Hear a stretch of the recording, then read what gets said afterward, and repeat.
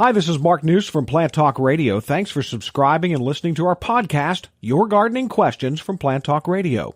If you have a gardening question you'd like our host Fred Howard to answer, send him an email. The email address is fred@planttalkradio.com. Now for today's question.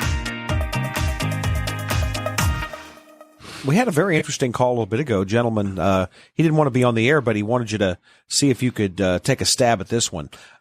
He is getting ready to move to Cincinnati, and his wife has some beautiful, I guess you could call them heirloom roses that she just loves. They belong to her mother originally. She took cuttings, I guess, off of those and started her own, and he called them teacup roses. Okay. And so he wants to know, is there any way they could take these plants to Cincinnati and have any success replanting them? Well, the answer is positively yes. If you wait until late fall when they're dormant, you may have to work them into the contract on the home that allows you to come back and do thus and so. However, I'm going to go back in my own personal history, a landscape job that simply needed to be done at an awkward time for roses. They were up. They had had their first full bloom, lots of new succulent growth on them, getting ready for the second bloom and so on. There were 30 plants. It was approximately this time of year. I don't remember the detail, but approximately this time. And, what to do. So the lady at the house and I had a chat about moving them, the risks involved, and her summary decision was, well, it's either that or destroy them. So let's try. Well, we did.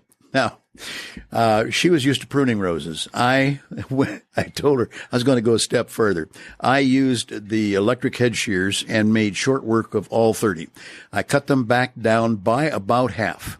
That removed most of the more succulent tissue on the growth for this or that present year. They looked terrible. We clumped them out with a good-sized root mass and carefully moved them to a newly prepared bed. And we got 28 to come along. Now, it took till fall bloom period for them to readjust. There was great question for probably 3 weeks until they reoriented and started to grow again. But to have saved 28, I thought was bordering on just about a miracle. I've done it since on fewer plants. And again, clumping them out is the way to put it. You can call it balled and burlap, but, we set them on a burlap sling and kept them together and set them in the ground and so on. We were using indeed real burlap, the old fiber, from burlap, not the plastic stuff.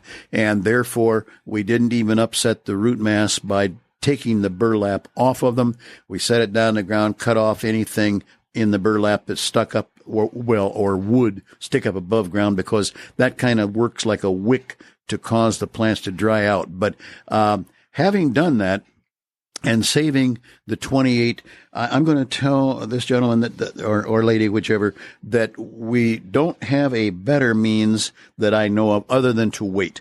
The teacup might be hybrid tea. It doesn't really matter which rose. The simplest would be the little tiny roses that are they're on their own root and they're quite sturdy growers.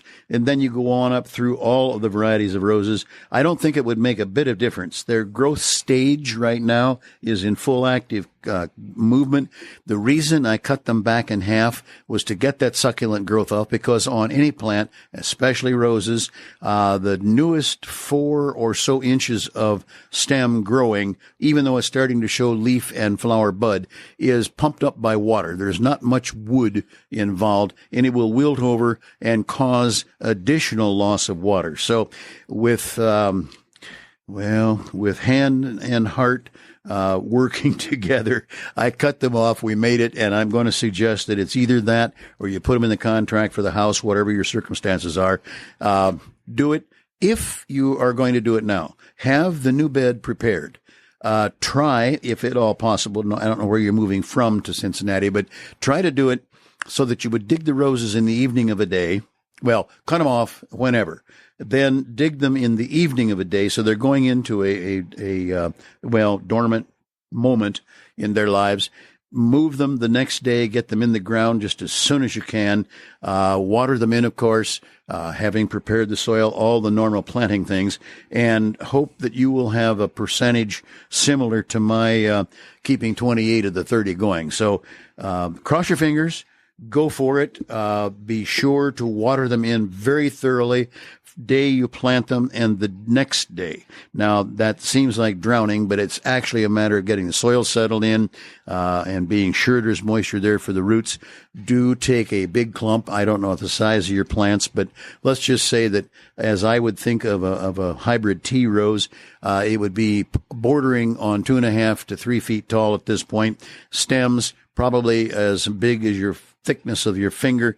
So I would try to come out of the ground with at least an 18-inch wide clump, and I would go down as near as you can get, down 10 or more inches, so that you're, well, like I say, you set them up onto burlap and grab the corners of the burlap to move them so you don't jostle them around much.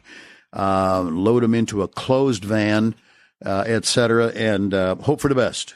Well, I would say 28 out of 30. That was a pretty good success rate. It was way more than I had told her to plan on. I gave her a 50% chance of them making it, but we were both delighted. But boy, I'll tell you, the first 3 to 5 weeks, it was a matter of, are you going to do anything or not? Oh, and finally they came along. They weren't robust in the fall, but they got enough regrowth, enough leaf to gather enough sun to make enough food to keep them for the winter, and all turned out well.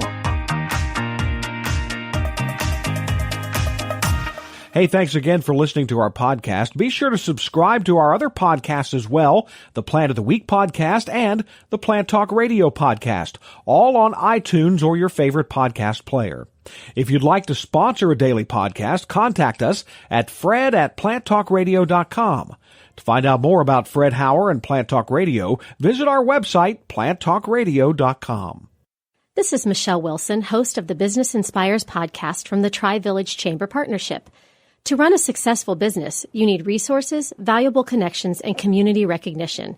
In each episode of the Business Inspires podcast, we talk with small business community leaders who will inspire you to create the business you are envisioning. The Business Inspires podcast is on Apple Podcasts, Stitcher, Google Play, YouTube, your Alexa device, and your favorite podcast player.